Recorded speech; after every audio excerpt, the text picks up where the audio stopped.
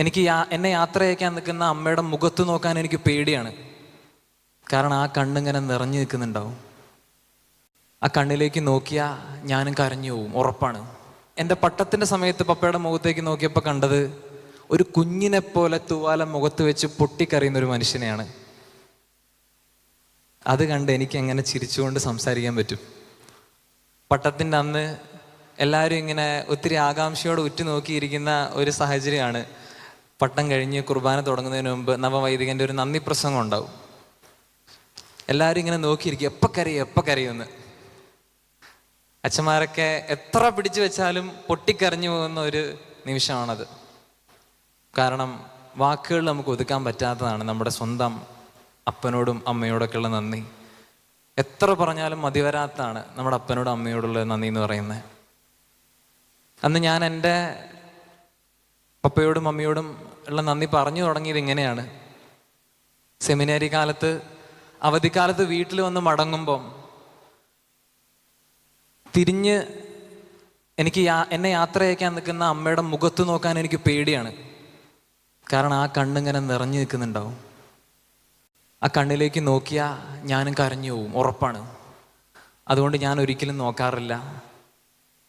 അതുകൊണ്ട് പ്രിയപ്പെട്ട പപ്പ, മമ്മി, ഞാൻ നിങ്ങളുടെ കണ്ണുകളിൽ നോക്കി പറഞ്ഞുകൊള്ളട്ടെ 1000 നന്ദി. ഈ 1000 നന്ദി എനിക്ക് പറഞ്ഞു തീർക്കാൻ പറ്റിയില്ല. അവരുടെ കണ്ണിലേക്ക് നോക്കിയപ്പോൾ തന്നെ ഞാൻ പൊട്ടിപ്പോയി. കാരണം ഞാൻ നോക്കുമ്പം ഞാൻ കാണുന്ന കാഴ്ച എൻ്റെ അപ്പം പൊട്ടിക്കരയുന്നതാണ്. ഞാൻ എൻ്റെ ജീവിതത്തിൽ എൻ്റെ അപ്പനോളം സ്ട്രോങ് ആയ ഒരു മനുഷ്യനെ കണ്ടിട്ടില്ല. എൻ്റെ അപ്പൻ ഒരിക്കലും കരയുന്ന ഞാൻ കണ്ടിട്ടില്ല. സ്വന്തം അമ്മ മരിച്ച് അമ്മയുടെ ശവപ്പെട്ടി ആംബുലൻസിലേക്ക് കയറ്റുന്നതിനിടെ കണ്ണ് നിറഞ്ഞൊരപ്പനെ ഞാൻ കണ്ടിട്ടുണ്ട്. പക്ഷേ അന്ന് ഞാൻ എൻ്റെ പട്ടത്തിൻ്റെ സമയത്ത് പപ്പയുടെ മുഖത്തേക്ക് നോക്കിയപ്പോൾ കണ്ടത് ഒരു കുഞ്ഞിനെ പോലെ തൂവാല മുഖത്ത് വെച്ച് പൊട്ടിക്കറിയുന്നൊരു മനുഷ്യനെയാണ്. അത് കണ്ട് എനിക്ക് എങ്ങനെ ചിരിച്ചുകൊണ്ട് സംസാരിക്കാൻ പറ്റും?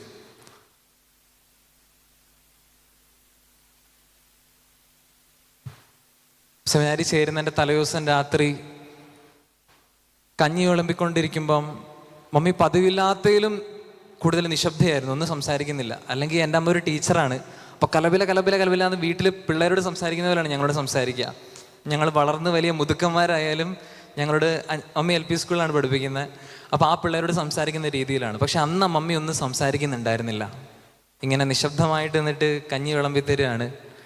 അതിനിടയിൽ എപ്പോഴോ ഒന്ന് മമ്മി പൊട്ടിക്കരഞ്ഞു പോവുകയാണ്. എനിക്ക് മനസ്സിലാവുന്നില്ല, എന്തിനീ കരയുന്നത്? ആർക്കും ഇവിടെ ഒന്നും പറ്റിയില്ലല്ലോ. അപ്പോൾ അമ്മി പറഞ്ഞത്, നാളെ നീ ഞങ്ങളുടെ കൂടെ ഭക്ഷണം കഴിക്കാൻ ഇവിടെ ഉണ്ടാവില്ലല്ലോ. സങ്കടം കൊണ്ടൊന്നല്ല, സന്തോഷം കൊണ്ട് തന്നെയാണ് മോനെ കരയുന്നതെന്നുള്ളതാണ്. നിങ്ങൾ കണ്ടിട്ടുള്ള എല്ലാ വൈദികരുടെയും എല്ലാ സന്യസ്തരുടെയും ഒക്കെ ജീവിതങ്ങൾക്ക് പിന്നിൽ ചങ്കു പറയ്ക്കുന്ന വേദനയോടുകൂടി അവരെ ദൈവത്തിന് സമർപ്പിച്ച ഒരുപിടി അപ്പന്മാരുടെയും അമ്മമാരുടെയും കഥകളുണ്ട്. അത് നാം ഒരിക്കലും മറക്കരുത്. വൈകി ഉണ്ടായിട്ടുള്ള മകൻ തൻ്റെ വയസ്സുകാലത്ത് തങ്ങളോട് കൂടെ ഉണ്ടാകുമെന്ന് എൻ്റെ അപ്പനും അമ്മയും ആശിച്ചിട്ടുണ്ടാവും. പക്ഷെ എങ്കിലും ഇന്നത്തെ വചനത്തിൽ നമ്മൾ കാണുന്ന ഹന്നായെ പോലെ അവർ ഈശോയ്ക്ക് എന്നെ സമർപ്പിച്ചു. ഈ കുഞ്ഞിന് വേണ്ടിയാണ് ഞാൻ പ്രാർത്ഥിച്ചത്, എൻ്റെ പ്രാർത്ഥന കർത്താവ് കേട്ടു, ആകയാൽ ഞാൻ അവനെ കർത്താവിന് സമർപ്പിച്ചിരിക്കുന്നു. അതെ, ഓരോ ദൈവവിളിക്കും പിന്നിലും ഇതുപോലെ ചങ്കു പറിച്ച് ദൈവത്തിന് കൊടുത്ത ഒരപ്പൻ്റെയും ഒരമ്മയുടെയും കണ്ണീരിൻ്റെയും വേദനയുടെയും വിഷമത്തിൻ്റെയും ഒക്കെ കഥയുണ്ട്.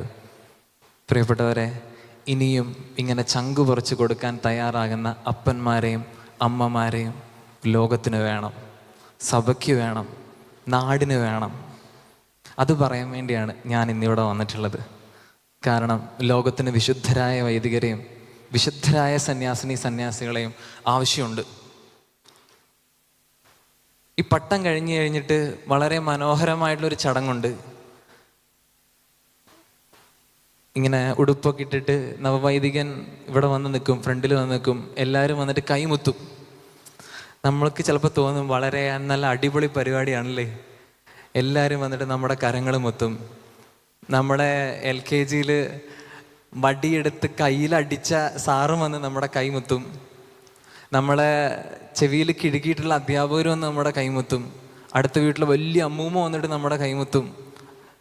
അങ്ങനെ നമ്മുടെ പരിചയക്കാരെല്ലാവരും വന്നിട്ട് നമ്മുടെ കരങ്ങൾ മുത്തുന്ന ഒരു സമയമാണ്. പക്ഷെ എന്നെ സംബന്ധിച്ച് ചിന്തിക്കുമ്പം എനിക്ക് ഏറ്റവും പേടി തോന്നുന്ന ഒരു അവസരമാണ് കൈമുത്തുന്ന ഒരു സമയം എന്ന് പറയുന്നത്. ഒത്തിരി ഭീതി തോന്നിയ ഒരു നിമിഷമാണ് കൈമുത്തുന്നെന്ന് പറയുന്നത്. കാരണം ഒരാൾ വന്നിട്ട് നവവൈദികൻ്റെ കരങ്ങളിൽ ചുംബിക്കുമ്പം അവർ ചുംബിക്കുന്നത് എൻ്റെ കരങ്ങളല്ല, അവർ ചുംബിക്കുന്ന എൻ്റെ കൈയല്ല, അവർ ചുംബിക്കുന്നത് ഈശോയെ എടുക്കുന്ന ആ കരങ്ങളെയാണ്. അല്ലെങ്കിൽ അവർ ചുംബിക്കുന്നത് ഈശോയുടെ തന്നെ കരങ്ങളാണ്. കൈ വിരിച്ചു പിടിച്ച് നവവൈദികൻ ഇങ്ങനെ നിൽക്കുമ്പം ഓരോരുത്തരും നമ്മുടെ കയ്യിൽ മുത്തും. പലരുടെയും കണ്ണീര് അവർ തലയുയർത്തുമ്പം ഈ കൈകളിലുണ്ടാവും.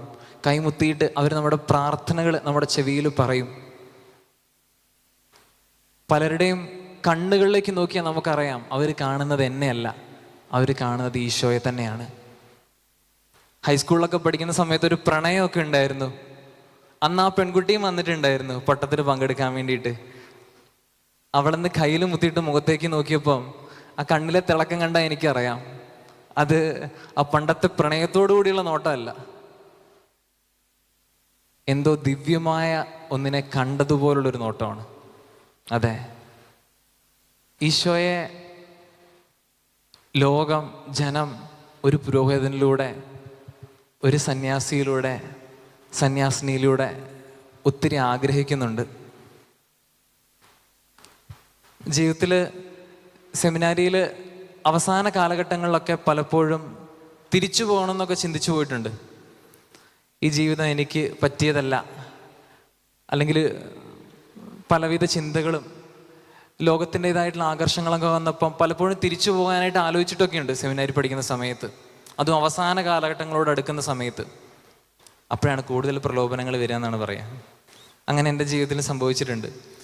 അപ്പം അങ്ങനെ ഇരിക്കുന്ന സമയത്താണ് ഇൻസ്റ്റഗ്രാമിലും സോഷ്യൽ മീഡിയയിലൊക്കെ ചില വീഡിയോകളൊക്കെ ഞങ്ങളുടെ വൈറലാവുന്ന കപ്പൂച്ചിൻ അച്ഛന്മാരുടെ ഞങ്ങൾ ചില പാട്ടുകളൊക്കെ പാടിയിടുമായിരുന്നു. അതുപോലെ തന്നെ ഞങ്ങളുടെ ചെറിയ റിഫ്ലക്ഷൻസ് കാര്യങ്ങളൊക്കെ പലരും കാണുകയും പല വീഡിയോസിനൊക്കെ ഒത്തിരി റീച്ചും ഒത്തിരി വൈറലാവുകയൊക്കെ ചെയ്തു. ആ സമയത്ത് ഒത്തിരി ആളുകളുടെ മെസ്സേജുകൾ എന്നെ തേടിയെത്തുമായിരുന്നു. വെറുതെ ഹായും ഹലോയൊന്നും അല്ലായിരുന്നു അത്. ഇങ്ങനെ ജീവിതം എവിടേക്കോ വെച്ച് നിലച്ചു പോയവർ, ഞങ്ങൾക്ക് വേണ്ടി പ്രാർത്ഥിക്കണമെന്ന് പറയുന്നവർ, നിങ്ങളുടെ പ്രാർത്ഥനകളിൽ, നിങ്ങളുടെ കുർബാനകളിൽ ഞങ്ങളെ കൂടെ ഓർക്കണമേ എന്ന് പറയുന്നവർ, സൈക്കോളജിയും ശാസ്ത്രവും ഒക്കെ വളർന്ന് പന്തലിച്ച് അതിൻ്റെ ഏറ്റവും മൂർധന്യാവസ്ഥയിൽ നിൽക്കുന്ന ഈ ഒരു കാലഘട്ടത്തിലും ഇന്നും പുരോഹിതരെ തേടിയെത്തിയിട്ട് ആളുകൾ പ്രാർത്ഥനാ സഹായങ്ങൾ പറയുന്നുണ്ട്. കാരണം ഒരു പുരോഹിതൻ്റെ പ്രാർത്ഥനയ്ക്ക് ദൈവസന്നിധിയിൽ വിലയുണ്ടെന്ന് ആളുകൾ വിശ്വസിക്കുന്നുണ്ട്. അത് സത്യമാണ് താനും. ഈ ഒരു ബോധ്യമൊക്കെ ഈ മെസ്സേജുകൾ വായിക്കുമ്പോഴാണ് എനിക്ക് ലഭിച്ചത്. അന്ന് സെമിനാരിയിൽ നിന്ന് മടങ്ങാൻ വേണ്ടി പാക്ക് ചെയ്ത് വെച്ച പെട്ടിയൊക്കെ ഞാൻ തിരിച്ചു തുറന്നെല്ലാം പഴയതുപോലെ വെച്ചു. കാരണം ഈശോയ്ക്ക് എന്നെ ആവശ്യമുണ്ടെന്ന് എനിക്ക് ബോധ്യപ്പെട്ടു. ഞങ്ങൾ ഇടയ്ക്കിടെ കുമ്പസാരിക്കാനായിട്ട് പോകുന്നൊരു ആശ്രമമുണ്ട്. സെമിനാരി പഠിക്കുന്ന സമയത്ത് സ്വന്തം ആശ്രമത്തിലെ അച്ഛന്മാരോട് നമ്മൾ കുമ്പസാരിക്കില്ല, കാരണം ചമ്മലാണ്. അപ്പോൾ അതുകൊണ്ട് ഞങ്ങൾ ഒരു 5-6 കിലോമീറ്റർ അപ്പുറം ഒരു വിൻസെൻഷ്യൻ ആശ്രമമുണ്ട്, VC അച്ഛന്മാരുടെ ഒരു ആശ്രമമുണ്ട്. അവിടെ പോയിട്ടാണ് കുമ്പസാരിക്കുക. അപ്പോൾ അവിടെ ഒരു പ്രായമുള്ള അച്ഛനുണ്ട്, എന്ന് തന്നെ കുമ്പസാരിപ്പിക്കുന്ന ഒരു അച്ഛനുണ്ട്. അപ്പോൾ ഞാൻ അദ്ദേഹത്തിൻ്റെ അടുത്തേക്ക് ചെല്ലും. ആ കുമ്പസാരക്കൂട്ടിൽ ഇങ്ങനെ മുട്ടുകുത്തിയിട്ട് കൈകൾ വെക്കുന്ന ഒരു പടിയുണ്ട്. പലതവണ ഞാൻ കുമ്പസാരിക്കാൻ പോയിട്ടുണ്ട്, പക്ഷെ അപ്പോഴും ഞാൻ ശ്രദ്ധിച്ചിട്ടില്ല. ഒരു തവണ ആ പടിയിലേക്ക് ഇങ്ങനെ എപ്പോഴോ പാളി നോക്കാൻ വേണ്ടി ഇടയായി. ആ പാളിയിൽ ഞാൻ കണ്ടത് കുറേ വട്ടത്തിലുള്ള വെള്ളപ്പാടുകളാണ്. എന്താണെന്ന് ശ്രദ്ധിച്ചു നോക്കിയപ്പോഴാണ് മനസ്സിലായത് അത് ആരുടെയൊക്കെയോ കണ്ണീര് വീണുണ്ടായ പാടുകളാണ്. എന്നെപ്പോലെ ഒത്തിരി ആളുകൾ അവിടെ വന്നിട്ടുണ്ട്. അവരുടെ കണ്ണീര് വീണ് ആ പടി കുതിർന്നിട്ടുണ്ട്. അതിൻ്റെ അടയാളങ്ങളാണ് അവിടെ അവശേഷിപ്പുകളായിട്ട് ഇപ്പോഴും നിൽക്കുന്നത്. കുമ്പസാരിക്കാനായിട്ട് ഒരു പുരോഹിതനില്ലായിരുന്നെങ്കിൽ, ഒരു കുമ്പസാരക്കൂട് ഉണ്ടായിരുന്നില്ലെങ്കിൽ ഈ ഉടുപ്പിട്ട് നിങ്ങളുടെ മുന്നിൽ നിൽക്കാൻ ഞാനും ഉണ്ടാവുമായിരുന്നില്ല. ദൈവത്തിൻ്റെ കരുണ കുമ്പസാരം എന്ന് പറയുന്ന കൂദാശയിലൂടെ ആവശ്യത്തിലധികം സ്വീകരിച്ചൊരു വ്യക്തിയാണ് നിങ്ങളുടെ മുന്നിൽ നിൽക്കുന്നത്. ഞങ്ങളുടെ അടുത്തും കുമ്പസാരിക്കാനായിട്ട് ഒത്തിരി ആളുകൾ വരുന്നുണ്ട്. അതെ, ഒരു പുരോഹിതൻ പാപത്തിൻ്റെ ചേറ്റിൽ നിന്നും ഒരു മനുഷ്യനെ ഒരു നിമിഷം കൊണ്ട്, ഒരു ആശീർവാദം കൊണ്ട് ഒരു പുതിയ വ്യക്തിയാക്കി ദൈവത്തിൻ്റെ മകനാക്കി തീർക്കുകയാണ്. അതെ, ലോകത്തിന് പുരോഹിതരാവശ്യമുണ്ട്. ഞങ്ങൾ മിഷൻ എക്സ്പീരിയൻസ് ഒക്കെ കിട്ടുന്നതിന് വേണ്ടിയിട്ട് ഞങ്ങൾ കപ്പൂച്ചിൻകാർക്ക് റീജൻസി എന്ന് പറയുന്നൊരു സമയമുണ്ട്. ആ സമയത്ത് ഞങ്ങൾ മിഷൻ ഏരിയകളൊക്കെ സന്ദർശിക്കാൻ വേണ്ടി പോവും. ആസാം, മേഘാലയ, ഗുജറാത്ത്, അങ്ങനെ ഒത്തിരി ക്രൈസ്തവരില്ലാത്ത അല്ലെങ്കിൽ ഒത്തിരി വൈദികരൊന്നും ഇല്ലാത്ത, സന്യസ്തരൊന്നും ഇല്ലാത്ത ഇടങ്ങളിലേക്ക് പോവാറുണ്ട്. ചില കുഗ്രാമങ്ങളിൽ പോയി താമസിക്കാറുണ്ട്. അപ്പോൾ അവിടെയൊക്കെ ചെല്ലുമ്പം അവിടെ ഇവിടങ്ങളിലായിട്ട് കുഞ്ഞു കുഞ്ഞു പള്ളികളൊക്കെ ഉണ്ട്. പക്ഷേ പ്രശ്നം ഇതാണ്, അവിടെയൊന്നും അവർക്ക് ബലിയർപ്പിക്കാൻ വേണ്ടിയിട്ട് ഒരു വൈദികനോ അവർക്ക് കൂദാശകൾ പരികർമ്മം ചെയ്യാൻ വേണ്ടിയിട്ട് ഒരു പുരോഹിതനോ ഇല്ല. അവിടങ്ങളിലേക്ക് ആഴ്ചയിലോ മാസത്തിൽ ഒന്നൊക്കെ ചില പുരോഹിതർ കടന്നു ചെല്ലും. അവർക്ക് വേണ്ടി കുർബാന അർപ്പിക്കും. ആ കുർബാന അർപ്പണത്തിൽ അവർ പങ്കുകൊള്ളുന്നത് എത്രമാത്രം തീക്ഷ്ണതയോടു കൂടിയാണെന്നും എത്രമാത്രം ആവേശത്തോടു കൂടിയാണെന്നും കണ്ടറിഞ്ഞിട്ടുണ്ട്. അതെ, ഇനിയും പുരോഹിതരെ ലോകത്തിന് ആവശ്യമുണ്ട്. പ്രിയപ്പെട്ടവരെ, നിങ്ങളുടെ മക്കളെ പുരോഹിതരാകാൻ നിങ്ങൾ തള്ളിവിടണമെന്നോ നേർച്ച നേരണമെന്നോ ഒന്നുമല്ല ഞാൻ പറയുന്നത്. പക്ഷെ അവരെ പ്രോത്സാഹിപ്പിക്കണം. അങ്ങനെ പ്രോത്സാഹിപ്പിച്ച ഒരമ്മ ഉണ്ടായതുകൊണ്ട് മാത്രമാണ് ഞാൻ ഇന്നിവിടെ നിൽക്കുന്നത്. പ്രത്യേകമായിട്ട് നമുക്ക് ദൈവവിളികൾക്ക് വേണ്ടി പ്രാർത്ഥിക്കാം. നമ്മുടെ കുടുംബങ്ങളിൽ നിന്നും വിശുദ്ധരായിട്ടുള്ള വൈദികരും സന്യാസികളും ഉണ്ടാകട്ടെ എന്ന് പ്രാർത്ഥിക്കാം. അതിനുവേണ്ടി ആഗ്രഹിക്കാം. അതിനുവേണ്ടി നമുക്ക് ഒപ്പമുള്ളവരെ പ്രോത്സാഹിപ്പിക്കാം. നിങ്ങളുടെ ഉള്ളിൽ എവിടെയെങ്കിലും അങ്ങനെയൊരു ദൈവവിളിയുടെ ഒരു അംശം കിടപ്പുണ്ടെങ്കിൽ അത് കൂടുതൽ വളർത്തുന്നതിന് വേണ്ടിയിട്ട് ദൈവം നമ്മെ സഹായിക്കട്ടെ. ഈ നിയോഗങ്ങളെല്ലാം ചേർത്ത് വെച്ചുകൊണ്ട് നമ്മുടെ സ്വപ്നങ്ങളെ ആഗ്രഹങ്ങളെല്ലാം തിരുസന്നിധിയിൽ സമർപ്പിച്ചുകൊണ്ട് പരിശുദ്ധ കുർബാനയ്ക്ക് വേണ്ടിയിട്ട് നമുക്കൊരുങ്ങാം. ദൈവം നമ്മെ എല്ലാം സമൃദ്ധമായിട്ട് അനുഗ്രഹിക്കട്ടെ.